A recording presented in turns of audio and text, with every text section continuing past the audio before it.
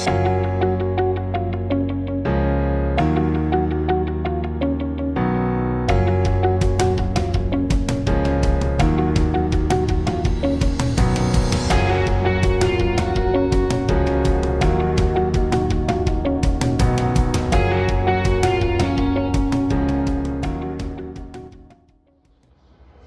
আলাইকুম রহমতুল্লাহ। আউযুবিল্লাহি মিনাশ শাইতানির রাজিম। বিসমিল্লাহির রহমানির রহিম। সুপ্রিয় শিক্ষার্থীরা, কেমন আছো তোমরা সবাই? আশা করি ভালো আছো। আমিও ভালো আছি আলহামদুলিল্লাহ। তোমাদের গত ক্লাসে আমরা নিউক্লিক অ্যাসিড পড়েছিলাম। নিউক্লিক অ্যাসিডের দুটো টাইপ পড়ার কথা ছিল আমাদের এই ক্লাসে। একটা হলো ডিএনএ, ডিঅক্সিরাইবোনিউক্লিক অ্যাসিড, আর আরেকটা হলো আরএনএ। হ্যাঁ, আজকে ডিএনএ পড়বো ইনশাল্লাহ, আগামী ক্লাসে আরএনএ শেষ করবো ইনশাল্লাহ। ঠিক আছে? তাহলে ডিএনএ এই শব্দটা তোমাদের সাথে অনেক বেশি পরিচিত, কারণ ক্লাস 9-10 বইয়ে তোমরা এটা খুব ভালো মতো পড়েছো। ডিএনএ পূর্ণরূপ যদি বলা হয়, ডিএনএ পূর্ণরূপ হলো ডিঅক্সি রাইবো নিউক্লিক অ্যাসিড, এইটা। এবং এইটার গঠন তোমাদের ডিটেইলস পড়তে হবে। এটা হলো পরীক্ষার জন্য খুব বেশি ইম্পর্টেন্ট পড়া। হ্যাঁ, তাহলে আমরা এটার গঠন আজকে দেখি কি আজকের মধ্যে। মূলত গঠন বললে, বায়োলজিতে গঠন বললে তোমাদের দুটা জিনিস বলতে হবে। একটা হচ্ছে ভৌত গঠন, আর একটা হলো রাসায়নিক গঠন। হ্যাঁ, ফিজিক্যাল স্ট্রাকচার এবং হচ্ছে কেমিক্যাল স্ট্রাকচার, এই দুটোই তোমাদের পরীক্ষার খাতায় বর্ণনা করতে হবে। ডিএনএ এক ধরনের অ্যাসিড, এটা হলো নিউক্লিক অ্যাসিড। খেয়াল করো, ডিএনএ এক ধরনের অ্যাসিড, কিন্তু এই অ্যাসিডের নাম আমরা এর আগে শুনেছি কিন্তু বুঝিনি যে এটা অ্যাসিড। এখন এই জিনিসটা দেখতে কেমন? লিকুইড হবে। হ্যাঁ, কিন্তু খেয়াল করো, এটার যদি অণু হিসাবে আমরা দেখি, তোমরা ক্লাস 9-10 বইয়ে পড়েছো যে অণুটা দেখতে এরকম পেঁচানো, হ্যাঁ, গঠনও পড়েছো, হয়তো অত ডিটেলস পড়োনি, কিন্তু তোমাদের 9-10 বই, বায়োলজি বইয়ে ডিএনএর গঠনটা আছে, এরকম পড়েছো। তাহলে আমি বলতেছি অ্যাসিড, তাহলে কেমন হয়ে গেল? আসলে ব্যাপারটা হলো, খেয়াল করো, ব্যাপারটা হলো যে আমরা পানি দেখি লিকুইড অবস্থায়, পানি দেখি হলো লিকুইড, কিন্তু এটা শুধু অণু হিসাবে দেখি। পানির এই যে H2O, মানে দুটো হাইড্রোজেন থাকবে, একটা অক্সিজেন থাকবে, মিলে একটা পানির অণু তৈরি হবে। এই জিনিসটা যদি ত্রিমাত্রিক ভাবে দেখা যায় তাহলে কেমন দেখাবে? সেটা হলো একটা বড় অক্সিজেন অণু থাকবে, তার সাথে দুটো হাইড্রোজেন অণু থাকবে, পরমাণু থাকবে, একটা অক্সিজেন পরমাণু থাকবে এবং তার দুই পাশে দুটো হাইড্রোজেন পরমাণু থাকবে। এইভাবে মিলে পানি তৈরি করে। এই জিনিসটা আমি এটা দ্বিমাত্রিক দেখাচ্ছি, কিন্তু এটা যদি ত্রিমাত্রিক দেখা যায় তাহলে কিন্তু এরকম দেখাবে। হ্যাঁ, তার মানে একটা অণু আমরা পানির অণু হিসাবে যদি দেখি তাহলে এরকম দেখাবে, কিন্তু উপর থেকে যদি দেখি যে হ্যাঁ পানি কিরকম, অনেকগুলো পানির অণু মিলে ধরো 1 লিটার পানি হয়ে গেছে, লিকুইড দেখাবে। আশা করি বুঝতে পারছো। এখন এই ডিএনএ অণুটা দেখতে কিরকম, এটা ক্লাস 9-10 বইয়ে তোমরা পড়েছো। আচ্ছা, তাহলে আমরা এটার আগে পড়বো ফিজিক্যাল স্ট্রাকচার, ভৌত গঠন। তোমরা জানো যে প্রতিটা ডিএনএ অণু এরকম পেঁচানো, এরকম দুটা সূত্র দিয়ে গঠিত। তাহলে দুটা সূত্র থাকে এরকম পেঁচানোতে, এটা একটা সূত্র, এটা একটা সূত্র। হ্যাঁ, এখন এই সূত্র দিয়ে কি দিয়ে তৈরি সেটা আমরা রাসায়নিক গঠনের মধ্যে পড়বো। তাহলে দুটা সূত্র দিয়ে তৈরি, এবং এই দুটা সূত্র একে অপরকে পেঁচায় রয়েছে। একটা কাল্পনিক একটা অক্ষ বরাবর এই ডিএনএ অণুটা পেঁচানো আছে। পেঁচানোর সিঁড়ি যদি দেখে থাকো, যে সিঁড়িটা উপরে উঠা যায়, পেঁচানোর সিঁড়ি, জাস্ট সেই রকম ওই সিঁড়ি, পেঁচানোর সিঁড়ির মতো ডিএনএ অণুটাও এরকম। এবং এই পেঁচটার মধ্যে একটা ব্যাপার আছে, সেটা হলো যে এরকম পেঁচটা হলো বাম দিক থেকে ডান দিকে, বাম দিক থেকে ডান দিকে পেঁচ। এই জিনিসটা খুব ভালো মতো মাথায় রাখবা। প্রথমে কি বললাম যে প্রতিটা ডিএনএ অণু দুইটা হেলিক্স দিয়ে গঠিত। হেলিক্স বলতে এই যে সূত্র, এই যে দেখো এটা একটা, এটা একটা, ঠিক আছে? এবং এইগুলো একে অপরের সাথে পেঁচায় আছে। কিভাবে পেঁচায় আছে? একটা কাল্পনিক অক্ষ বরাবর, সোজা একটা অক্ষ বরাবর পেঁচানো, সিঁড়ির মতো পেঁচানো আছে। এবং পেঁচটা কোন দিক থেকে কোন দিক? বাম দিক থেকে ডান দিকে। এইটা মনে রাখতে হবে, ঠিক আছে? তাহলে এটা হলো 2 নম্বর টপিক, ভৌত গঠনের। এবার আমরা 3 নম্বর পড়ব হলো যে, খেয়াল করো, এই হেলিক্সটা একটা হেলিক্স আর এবং আরেকটা হেলিক্স, এই দুটো হেলিক্স পুরোটাই বিপরীত। একটা হেলিক্স যদি থাকে, ধরো এটা হলো 5 প্রাইম, এটা হলো 3 প্রাইম, হ্যাঁ, তাহলে আরেকটা হেলিক্স থাকবে এরকম, এরকম দেখো দুটো উল্টা, এটা হলো উপরের দিকে 5, এটা হলো নিচের দিকে 3, এটা হলো উপরের দিকে 3 প্রাইম, নিচের দিকে 5 প্রাইম। এখন কেন এরকম, এখন 5 প্রাইম 3 প্রাইম এগুলো আসলে কি বোঝাচ্ছে একটু পরে তোমাদের গঠন যখন ডিটেইলস পড়বো তখন আমরা বলবো ইনশাআল্লাহ, রাসায়নিক গঠন যখন পড়বো তখন বলবো ইনশাআল্লাহ। তাহলে এই যে দুটো হেলিক্স, এই দুটাকে এখন বাম দিক থেকে ডান দিকে পেঁচাও, এইভাবে এইভাবে পেঁচাও, এটাকে পেঁচালে এটা ধরো একটা মানে ময়ের মতো, হ্যাঁ, এবং এর মধ্যে হলো নাইট্রোজেনাস বেস থাকে, এরকম করে সংযুক্তি থাকে। রাসায়নিক গঠন যখন পড়বো তখন আমরা এরকম করবো, এগুলো এক একটা স্টেপ ময়ের মতো মনে হচ্ছে। তাহলে এটা যদি পেঁচাই তাহলে একটার সাথে আরেকটা কি কখনো জোড়া লাগবে না, কখনোই জোড়া লাগবে না। এখানে দেখো একটার সাথে একটা মনে হচ্ছে মিলিত অবস্থায় আছে, আসলে মিলিত অবস্থায় না, এটা একটার সাথে একটা সমান্তরাল অবস্থায় আছে। হ্যাঁ, তাহলে এই জিনিসটা বইয়ে কি পরীক্ষার খাতায় কি আমি এইভাবে দেব না, পরীক্ষার খাতায় এইভাবে দিলে হবে না, কিভাবে আঁকাবা সেটা বাসায় প্র্যাকটিসের ব্যাপার। দেখো আমি এখানে দেখাচ্ছি একটু, এই জিনিসগুলো মাথায় রাখবা কিভাবে আঁকানো যাবে, এইভাবে বাসায় প্র্যাকটিস করবা তাহলে সহজ হবে জিনিসগুলো।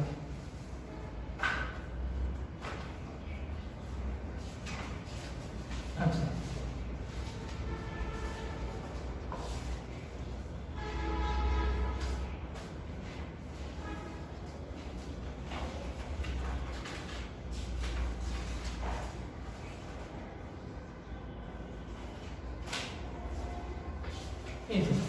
এই মানে ভৌত গঠন বা ফিজিক্যাল স্ট্রাকচারটা দেওয়ার পরে তোমার এই চিত্রটা দেওয়াটা জরুরি।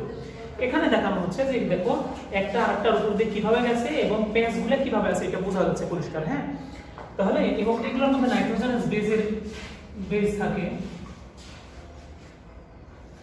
এরকম, মানে একটা হেলিক্সের সাথে আরেকটা হেলিক্সের সংযুক্তি থাকে হলো নাইট্রোজেনাস বেসগুলোর মাধ্যমে। কিভাবে থাকে যখন রাসায়নিক গঠন আমরা বলবো তখন বলবো ইনশাআল্লাহ, ঠিক আছে।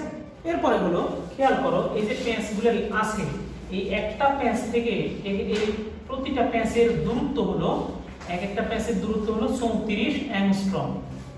34 অ্যাংস্ট্রম, এই যে প্রতিটা প্যাঁচ সম্পন্ন করে হলো 34 অ্যাংস্ট্রমের মধ্যে। এটা একটা অ্যাংস্ট্রম হচ্ছে একটা অতি ক্ষুদ্র দূরত্ব মাপার একক। এবং এই যে 34 অ্যাংস্ট্রম এর মধ্যে কয়টা নাইট্রোজেনাস বেস থাকে? 10টা নাইট্রোজেনাস বেস থাকে, 10টি নাইট্রোজেনাস বেস থাকে, মানে এই যে এরকম 10টি থাকবে। একটা প্যাচের মধ্যে 10টা নাইট্রোজেনাস বেস থাকে, তার মানে একটা নাইট্রোজেনাস বেস থেকে অপর একটি নাইট্রোজেনাস বেসের দূরত্ব হবে 3.4 অ্যাংস্ট্রম। যদি একটা প্যাচের মধ্যে 10টা থাকে নাইট্রোজেনাস বেস, তাহলে প্রতিটা নাইট্রোজেনাস বেসের দূরত্ব কত হবে? একে 10 দিয়ে ভাগ দিব, 34 কে 10 দিয়ে ভাগ দিলে কত হয়? 3.4 হয়।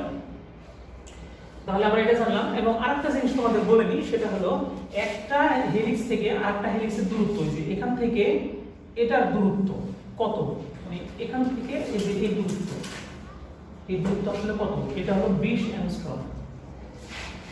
এই তথ্যগুলো তোমাদের মুখস্থ রাখতে হবে এবং পরীক্ষার খাতায় এইগুলো সুন্দর মতো লিখতে হবে। তাহলে এই যে জিনিসগুলো আমরা বললাম, এটা হলো ডিএনএ এর ভৌত গঠন। এখন আমরা রাসায়নিক গঠন পড়ব ইনশাআল্লাহ। এটা মুছে দিই।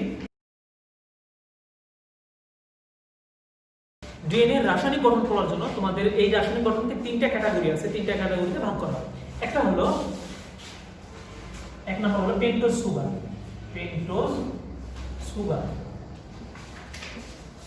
এখন পেন্টোজ সুগার কি? তোমাদের গত ক্লাসে আমি বলেছিলাম, পেন্টোজ নিউক্লিক অ্যাসিড যখন পড়েছিলাম তখন বলেছিলাম পেন্টোজ সুগার হলো 5 কার্বন বিশিষ্ট শর্করা। এখন 5 কার্বন বিশিষ্ট শর্করা কোনগুলো? দুটো 5 কার্বন বিশিষ্ট শর্করা আছে। একটা হচ্ছে খেয়াল করো ডিঅক্সিরাইবোজ, এটা একটা 5 কার্বন বিশিষ্ট শর্করা, মানে এই জৈব যৌগে 5টা কার্বন থাকে। এবং আরেকটা হচ্ছে রাইবোজ। এই দুটো শর্করা হলো কার্বোহাইড্রেট শর্করা, যেটা হলো 5 কার্বন বিশিষ্ট। এখন পেন্টোজ সুগার বললে ডিঅক্সিরাইবোজ হবে না রাইবোজ হবে? অবশ্যই ডিঅক্সিরাইবোজ হবে। কেন ডিঅক্সিরাইবোজ হবে? কারণ হলো এটার সাথে পার্থক্য কি?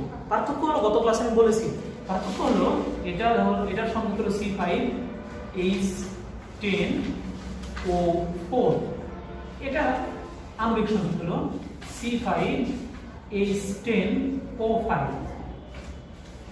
তাহলে খেয়াল করো পার্থক্য হলো এখানে একটা অক্সিজেন বেশি আছে, এখানে একটা অক্সিজেন কম আছে। এখন এই যে অক্সিজেন কম আছে এই কম থাকার কারণে এটা নাম হলো ডিঅক্সি নাম হয়েছে। ডিঅক্সি মানে অক্সিজেন নাই বা কম আছে, একটা অক্সিজেন কম আছে। এবং কত নাম্বার কার্বন থেকে একটা অক্সিজেন কম আছে? আসলে ডিঅক্সি রাইবোজের তোমরা যদি সংকেত দেখি তাহলে জিনিসটা দেখতে কিরকম আমি তোমাদের দেখাই, তাহলে বুঝতে পারবা সহজে।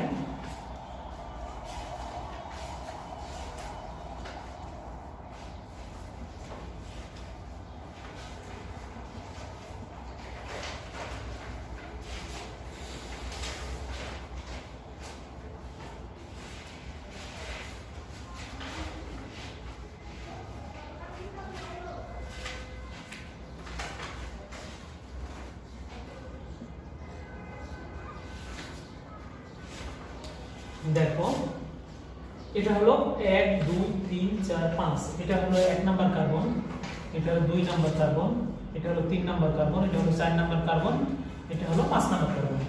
এখন এটা হলো 2 নাম্বার কার্বনে এখানে একটা OH রাইবোজ, তার মানে পুরোটাই আঁকাই OH H H OH H এরকম। এটা হলো সংকেত এরকম, এটা হলো আণবিক সংকেত আর এটা হলো কার্বনিক সংকেত। দেখি কার্বন কয়টা আছে? 1 2 3 4 5টা কার্বন আছে। হাইড্রোজেন কয়টা আছে? 2 3 4 5 6 7 8 9 10টা হাইড্রোজেন আছে। অক্সিজেন কয়টা আছে? 1 2 3 4 5টা। তার মানে এটা হলো রাইবোজ শর্করা। যদি 5টা অক্সিজেন থাকে তাহলে এটা হচ্ছে রাইবোজ শর্করা। রাইবোজ শর্করা এটা 5 কার্বন বিশিষ্ট। এখন ডিঅক্সিরাইবোজ মানে কি? ডিঅক্সিরাইবোজ মানে 2 নাম্বার কার্বনের সাথে যে একটা অক্সিজেন আছে সেটা হলো এই যে এই অক্সিজেনটা থাকবে। তার মানে শুধু পার্থক্য এখানে, শুধু এখানে অক্সিজেন থাকবে আর অক্সিজেন থাকবে না। যদি অক্সিজেন থাকে তাহলে আমরা সেটাকে বলবো রাইবোজ শর্করা, এটা কিন্তু পেন্টোজ সুগার। আর ডিঅক্সিরাইবোজ হলে অক্সিজেন থাকবে না, রাইবোজ হলে অক্সিজেন থাকবে। এই হলো পার্থক্য। তাহলে একটা হলো পেন্টোজ সুগার, এরপরে আরেকটা জিনিস থাকে সেটা হলো, এটা মুছে ফেললাম, হলো নাইট্রোজেনাস বেস। নাইট্রোজেনাস। এখন নাইট্রোজেনাস বেস মানে কি? নাইট্রোজেনাস বেস মানে হলো নাইট্রোজেন ঘটিত ক্ষারক। বেস মানে ক্ষারক। নাইট্রোজেন ঘটিত ক্ষারক কোনগুলো? এটা একটা জৈব যৌগ, কিন্তু এটা একটা জৈব অণু। নাইট্রোজেনাস বেস এটা একটা জৈব অণু, এটা একটা ক্ষারক পদার্থ। হ্যাঁ, এটার মধ্যে অবশ্যই নাইট্রোজেন আছে, নাইট্রোজেনাস বেস যেহেতু। এখন কোনগুলোকে আমরা নাইট্রোজেনাস বেস বলবো? যে সব জৈব ক্ষারকগুলোতে নাইট্রোজেনের আধিক্য থাকে সেইগুলোকে আমরা বলবো নাইট্রোজেনাস বেস। তোমাদের বইয়ে 2 ধরনের দেখো দেওয়া আছে, একটা হলো পিউরিন, একটা হলো পাইরিমিডিন। একটা হলো পিউরিন, একটা হলো পাইরিমিডিন। এই 2 ধরনের নাইট্রোজেনাস বেস দেওয়া আছে। এখন পিউরিন কোনগুলা, পাইরিমিডিন কোনগুলা আমরা কেমনে বুঝবো? পিউরিন হলো যে সমস্ত নাইট্রোজেনাস বেসগুলোতে মানে বলয় 2টা থাকে। বলয় কি জিনিস? জৈব যৌগে বলয় একটা, বেনজিন বলয়ের নাম শুনেছো তোমরা, এরকম বলয়। জৈব যৌগে এরকম বেনজিন বলয়ের নাম শুনেছো, এরকম 2টা রিং থাকে। ধরো এরকম একটা রিং বা এরকম এরকম, তাহলে এটা একটা রিং, এটা একটা রিং। যে সমস্ত নাইট্রোজেনাস বেসে 2টা এরকম বলয় থাকবে সেইগুলোকে আমরা বলবো হলো পিউরিন। পাইরিমিডিন কোনগুলা? যে সমস্ত নাইট্রোজেনাস বেসে একটা মাত্র বলয় থাকবে, এরকম একটা মাত্র বলয় থাকবে, সেগুলোকে বলবো আমরা পাইরিমিডিন। এখন পিউরিনের উদাহরণ তোমাদের মুখস্থ রাখতে হবে। পিউরিন হলো অ্যাডেনিন আর হলো গুয়ানিন। এই দুটো হলো নাইট্রোজেনাস বেস পিউরিন। মানে অ্যাডেনিনের 2টা বলয় আছে, গুয়ানিনের 2টা বলয় আছে। পাইরিমিডিন 3 ধরনের হয়, মানে এই 3 ধরনের নাইট্রোজেনাস বেসে হলো একটা করে বলয়। থাইমিন, সাইটোসিন আর ইউরাসিন। এই হলো পাইরিমিডিনের উদাহরণ। তাহলে নাইট্রোজেনাস বেস এই মোটে 5 রকমের। একটা হলো অ্যাডেনিন, গুয়ানিন, থাইমিন, সাইটোসিন আর ইউরাসিন। এই 5 রকমের নাইট্রোজেনাস বেস আছে। এখন ডিএনএ তে আমরা ডিএনএ গঠন যেহেতু পড়তেছি সেহেতু ডিএনএ করব। ডিএনএ তে কোন ধরনের থাকে? ডিএনএ তে এই 5 ধরনের মধ্যে 4 ধরনের নাইট্রোজেনাস বেস পাওয়া যায়, শুধুমাত্র ইউরাসিল পাওয়া যায় না। শুধুমাত্র ইউরাসিল পাওয়া যায় না, ঠিক আছে? তাহলে অ্যাডেনিন, গুয়ানিন, থাইমিন আর হলো সাইটোসিন, এইগুলা হলো নাইট্রোজেনাস বেস হিসেবে ডিএনএ তে থাকে, ঠিক আছে? এখন এখানে একটা বিষয় খেয়াল করো যে নাইট্রোজেনাস বেস তোমাদের একটু আগে দেখালাম যে এটা যদি একটা হেলিক্স হয়, এটা যদি একটা হেলিক্স হয়, এটা প্যাস নিবে যখন তখন এরকম হয়ে যাবে, এরকম হয়ে যাবে। হ্যাঁ, মানে এটার সাথে এটা একটা ধরো নাইট্রোজেনাস বেস, এটা একটা নাইট্রোজেনাস বেস, এটা একটা নাইট্রোজেনাস বেস, এটা একটা নাইট্রোজেনাস বেস, এইভাবে। এটা জাস্ট বোঝানোর জন্য। এখন পিউরিনের সাথে সবসময় পাইরিমিডিনের জোড় বাঁধবে। এই পাশে যদি এটা যদি পিউরিন হয় তাহলে এটা অবশ্যই পাইরিমিডিন হতে হবে, এটা যদি পাইরিমিডিন হয় তাহলে অবশ্যই এটা পিউরিন হতে হবে। হ্যাঁ, তাহলে এখানে অ্যাডেনিন যদি থাকে, এবং সবসময় মাথায় রাখতে হবে অ্যাডেনিনের সাথে থাইমিন জোড় বাঁধবে। অ্যাডেনিনের সাথে থাইমিন বন্ধনী দ্বিবন্ধনীতে আবদ্ধ পাবে। তার মানে এই নাইট্রোজেনাস বেসটা যদি অ্যাডেনিন হয় তাহলে এটা অবশ্যই থাইমিন হওয়া লাগবে। আবার এটা যদি গুয়ানিন হয় এটা অবশ্যই সাইটোসিন হওয়া লাগবে। তার মানে অবশ্যই এখানে অ্যাডেনিন আর থাইমিন দুটো হাইড্রোজেন বন্ড থাকবে, আর গুয়ানিন আর সাইটোসিন তিনটা হাইড্রোজেন বন্ড থাকবে। এই জিনিসটা তোমাদের বুঝতে হবে, মনে রাখতে হবে। তাহলে এইভাবে নাইট্রোজেনাস বেসগুলো ডিএনএ তে একে অপরের সাথে জোড় বেঁধে থাকে এইভাবে। এবং এই নাইট্রোজেনাস বেসের যে জোড় বাঁধা, এটার মাধ্যমে একটা হেলিক্সের সাথে আরেকটা হেলিক্স একে অপরের কাছাকাছি থাকতে পারে। তাছাড়া এই হেলিক্সগুলো তো দূরে সরে যায়, কিন্তু দূরে সরে যায় না, কারণ হলো একজনের সাথে আরেকজনের বন্ধন আছে, এবং কখনো দ্বিবন্ধন কখনো ত্রিবন্ধন, এটা মুখস্থ রাখার বিষয়। তাহলে এই জিনিসটা থাকে। আরেকটা জিনিস থাকে, রাসায়নিক গঠন পড়তেছি আমরা ডিএনএ, আরেকটা জিনিস পড়তে হবে আমাদের, সেটা হলো ফসফরিক অ্যাসিড। তাহলে আরেকটা হলো phosphoric acid. Phosphoric acid, phosphoric acid কি? ফসফরিক অ্যাসিডের সংকেত হলো H3PO4। হ্যাঁ, এবং ফসফরিক অ্যাসিডের গাঠনিক সংকেতে যে এরকম খেয়াল করো, এরকম এখানে OH, এখানে OH, এখানে OH। তাহলে এটা হলো ফসফরিক অ্যাসিডের গাঠনিক সংকেত, এটা হলো আণবিক সংকেত। এই জিনিসটা থাকে। তাহলে আমরা দেখলাম ডিএনএ এর রাসায়নিক গঠন দেখলাম, কি কি থাকতে পারে। এখানে হলো পেন্টোজ সুপারফিশিয়াল ডিঅক্সিরাইবোজ থাকে, নাইট্রোজেনাস বেস থাকে চারটা, একটা হলো অ্যাডেনিন, একটা হলো গুয়ানিন, একটা হচ্ছে থাইমিন, একটা হচ্ছে সাইটোসিন, এই চারটা, এবং ফসফরিক অ্যাসিড থাকে, যার এটা হলো রাসায়নিক গঠন। এখন কিভাবে সংযুক্ত থাকে এইটা তোমাদের বুঝতে হবে। দেখো আমি তোমাদের এখানে বলতেছি যে এই রাসায়নিক মানে অনুপরমাণুগুলো কিভাবে একে অপরের সাথে যুক্ত থাকে, এটা একটু তোমাদের চিত্রর মাধ্যমে খাতায় দেখাতে হবে পরীক্ষা খাতায়, সেটা এখন দেখো। খেয়াল করো যে এটা একটা হেলিক্স, তার পাশে আরেকটা হেলিক্স থাকবে। হ্যাঁ, এবং এইগুলোর সাথে নাইট্রোজেনাস বেসের মাধ্যমে একটার সাথে আরেকটা যুক্ত হবে। কেমনে হবে? ধরো এটা একটা ডিঅক্সিরাইবোজ শর্করা, এটা আরেকটা ডিঅক্সিরাইবোজ শর্করা,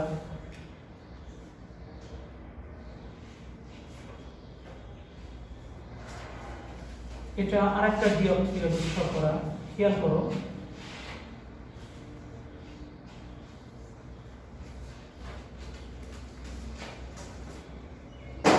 এটা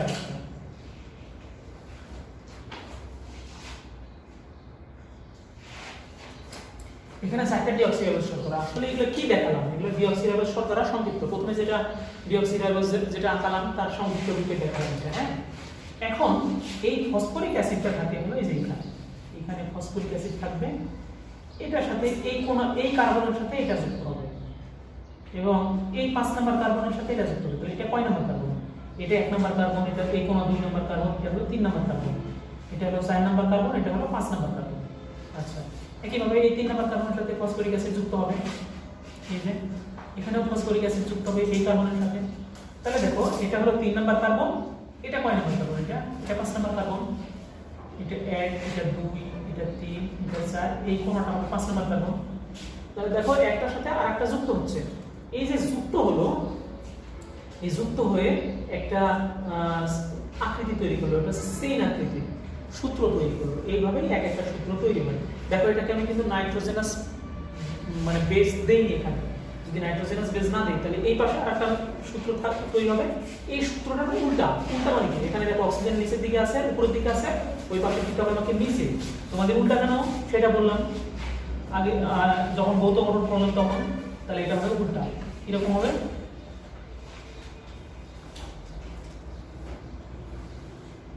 এরকম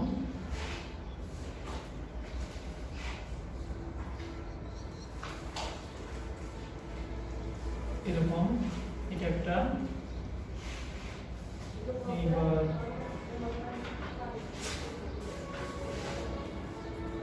এটা একটা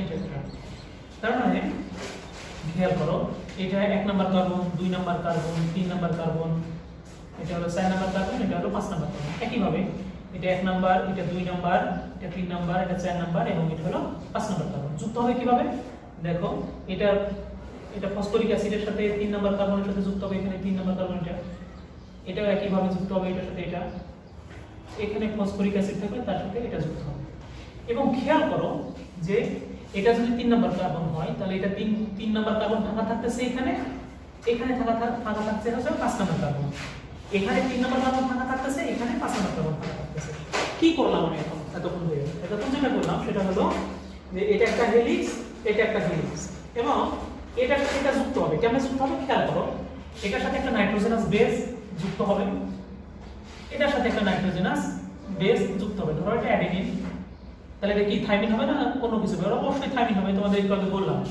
যে অ্যাডিনিনের সাথে অবশ্যই থাইমিন যুক্ত হয় এবং সেটা একটা হাইড্রোজেন বন্ধনীতে দ্বিবন্ধনে এটা যুক্ত হয় একইভাবে এটাও তাই এটা ধরো থাইমিন তাহলে এটা অবশ্যই অ্যাডেনিন হওয়া লাগবে অ্যাডেনিন হওয়া লাগবে এবং এটা দ্বিবন্ধন থাকবে আর এটা যদি একটা সাইটোসিন হয় তাহলে এটা কি হবে এটা হবে ইউ সাইটোসিন এটা তাহলে অবশ্যই গুয়ানিন হবে এবং সেখানে 3টা বন্ধন থাকবে এবার এটা যদি সাইটোসিন গুয়ানিন হয় তাহলে এটা হবে সাইটোসিন এবং 3টা বন্ধন থাকবে এইভাবে দেখো একটা হেলিক্স আর একটা হেলিক্সের সাথে জোড়া লেগে থাকে এখন এটাকে পেঁচাও এটাকে যদি ডান দিক থেকে বাম দিকে পেঁচানো হয় এরকম ডান দিক থেকে বাম দিক থেকে ডান দিকে যদি পেঁচানো হয় তাহলে এটাকেও পেঁচানো হয়ে যাবে তাহলে তার মানে মূলত এটা একটা হেলিক্স এটা আরেকটা হেলিক্স এটা একটা ব্যাপার এখন আমি প্রাইম বললাম তোমাদের যে এখানে একটা এটা যদি 3 প্রাইম হয় এটা 5 প্রাইম এটা যদি 3 প্রাইম হয় এটা 5 প্রাইম তার মানে উল্টা দেখো এটা উল্টা হয়েছে না এবং প্রাইম জিনিসটা কি খেয়াল করো এটা একই অণুতে দুই ধরনের জৈব অণু আছে সেটা হলো adenine is a nitrogenous base এটাও এক ধরনের জৈব অণু এবং এই যে ডিঅক্সিরাইবোজ শর্করা এটাও এক ধরনের জৈব অণু যদি একই অণুতে দুই ধরনের জৈব অণু থাকে তাহলে কার্বনগুলো গণনা করতে হয় প্রাইম দিয়ে আমি একটাকে যদি এটা 1 number carbon 2 number carbon 3 number carbon 4 number carbon যদি এভাবে গুনি ধরো নাইট্রোজেনাস বেসে তাহলে আমাকে এটা 1 প্রাইম 2 প্রাইম ডিঅক্সিরাইবোজে 3 প্রাইম 4 প্রাইম 5 প্রাইম এভাবে গুনতে হবে তো একই ভাবে এটা 1 প্রাইম 2 প্রাইম 3 প্রাইম এটা হলো 4 প্রাইম 5 প্রাইম একইভাবে এগুলোতেও